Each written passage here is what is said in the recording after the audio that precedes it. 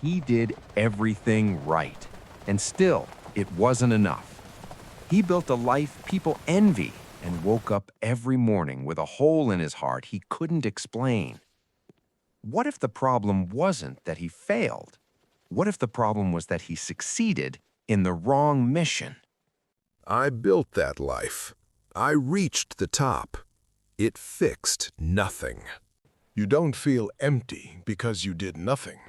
You feel empty because it still didn't work. I tried everything people call the good life. I worked until my hands forgot what rest felt like. I built things that looked solid from a distance. Projects, outcomes, proof. The kind of proof that makes other people nod like he's doing well. And for a while, I believed it too. I told myself the satisfaction was coming, that fulfillment was just one more milestone away.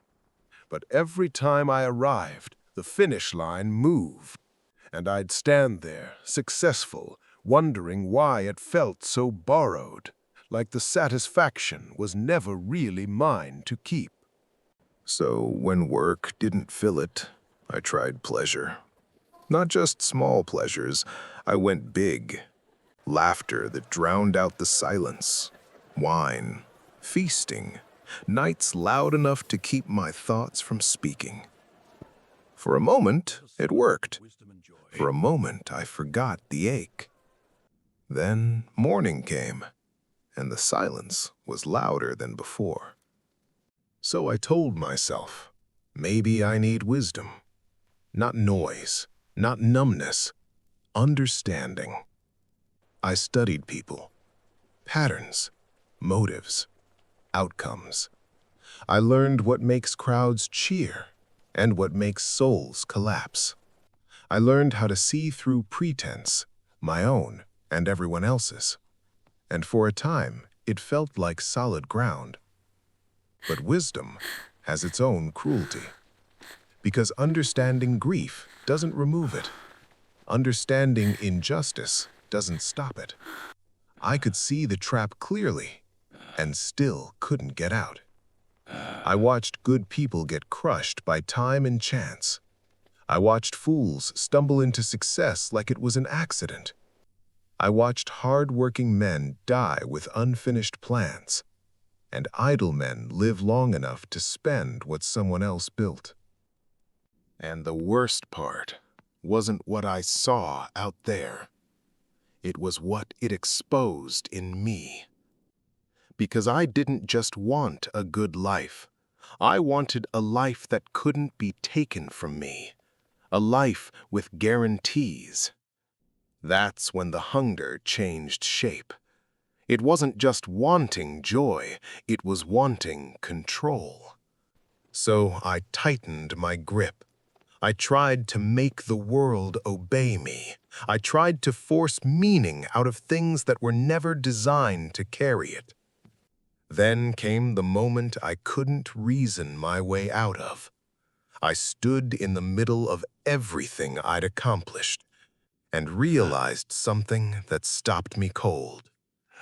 Even if I got everything, I still couldn't keep it.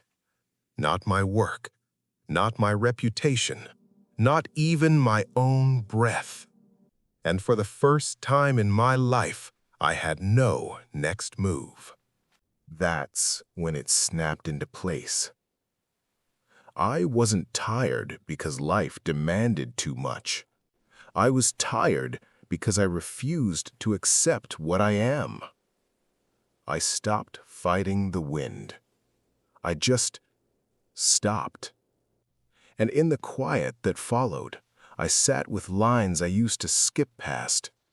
The small ones, the ones that always seemed too simple. Eat your bread with joy. Drink your wine with a merry heart. Enjoy your work. Love the people beside you. I used to read those lines and think they were settling for less. That's the answer? Just enjoy your food? Just love the people beside you? It felt beneath the question. Until I realized I had been the one making everything small by turning gifts into gods. These weren't consolations, they were invitations, not to grasp, but to receive. Then I noticed something I had been fighting without knowing it. Life moves in seasons. A time to build, a time to tear down, a time to weep, a time to laugh. I couldn't buy my way out of grief. I couldn't work my way past the appointed hour. No matter how much I accumulated, I couldn't stop the sun from setting on any of it. And that's what I had been doing, treating life like a machine. Put in effort, receive guaranteed meaning. But life isn't a machine, it's creation. And creation has a creator, which meant the meaning I was starving for couldn't be manufactured, it had to be received. That's why companionship matters, because the illusion of self-sufficiency collapses faster when you are not alone. That's why contentment is stronger than frantic striving, because a clenched fist cannot receive anything. That's why wisdom still has value, not because it can save you, but because it can keep you from destroying yourself while you search for what can. And I kept circling back to the only conclusion that didn't decay in my hands. If everything under the sun can be lost, then the only thing worth building my life on is the God who made the sun.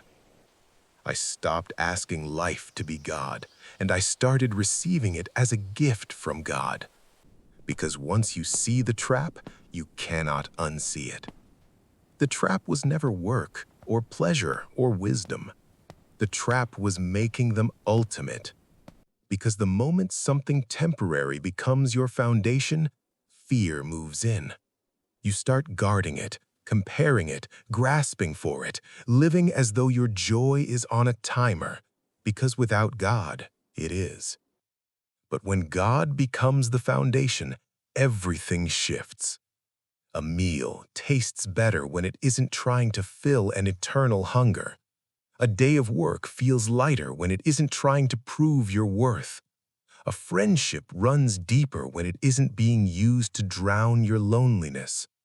And even sorrow changes. It still hurts.